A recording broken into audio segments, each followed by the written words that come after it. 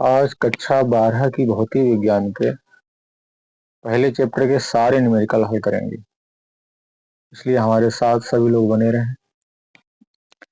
देखिए, सबसे पहला यहाँ पर प्रश्न है कि एक बूंद जिसका द्रव्यमान 4.8 × 10⁻10 ग्राम है तथा जिस पर आवेश 2.4 × 10⁻18 कूलाम है, दो क्षैतिज तथा आवेशित प्लेटों के बीच संतुलन अवस्था में लटकी है।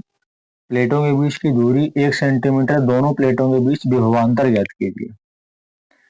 तो सबसे पहले इसमें देखें जो बूंद है उसका द्रव्यमान कितना है। तो बूंद का द्रव्यमान जो है 4.8 × 10⁻10 ग्राम है। इसको किलोग्राम में चेंज कर लेते हैं। तो 4.8 × 10⁻10 1 किलोग्राम में वो 1 ग्राम में 10⁻³ किलोग्राम होते हैं। तो इसको 10⁻³ किलोग्राम से गुणा कर देंगे तो हमारा ये बन जाएगा 4.8 × 10⁻10 और -3 ये 10⁻13 किलोग्राम बन जाएगा। उसके बाद में कह रहा था जिस पर आवेश 2.4 × 10⁻18 है, यानी आवेश जो है Q बराबर 2.4 × 10⁻18 कूलाम। दो क्षैतिज आवेशित प्लेटों के बीच समतलावस्था में लटकी है। प्लेटों के बीच की दूरी 1 सेंटीमीटर है। तो जो प्लेटों के बीच की दूरी है वो कितनी है, 1 सेंटीमीटर है। इसको मीटर में चेंज करेंगे तो 1 × 10⁻² से गुणा हो जाएगी, ये बन जाएगा मीटर में। और कह रहा है प्लेटों के बीच विभवांतर ज्ञात कीजिए, बी निकलवा रहा है। और इसमें यहाँ पर ध्यान देने वाली बात है कि यहाँ पर कह रहा है संतुलन अवस्था में।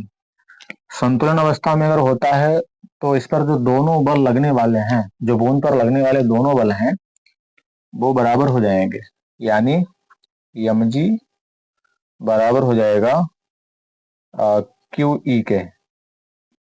या इसको इस तरीके से भी लिख सकते हैं,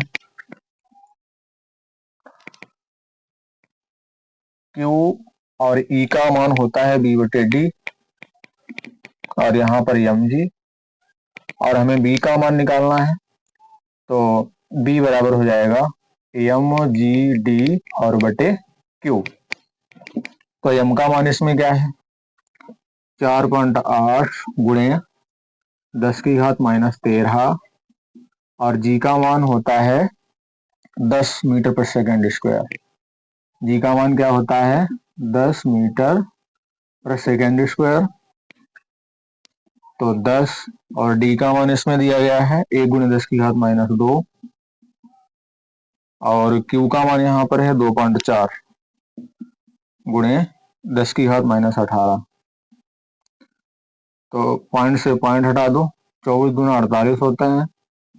तो यहाँ पर 2.20 20 × अब घाते इसकी -13 आए हैं, -2 है तो कितना जाएंगे, -15 और 10⁻18 ऊपर जाएगा तो हो जाएगा प्लस का। तो 20 × अब 18 में से 15 जाएंगे तो 10⁻3 बचेंगे प्लस के, या 2 × 10⁻4 0। इसको अगर इसमें हाथ में जोड़ेंगे तो 10⁻4 बन जाएंगी। तो 2 × 10⁻4 वोल्ट इसका आंसर आ जाएगा।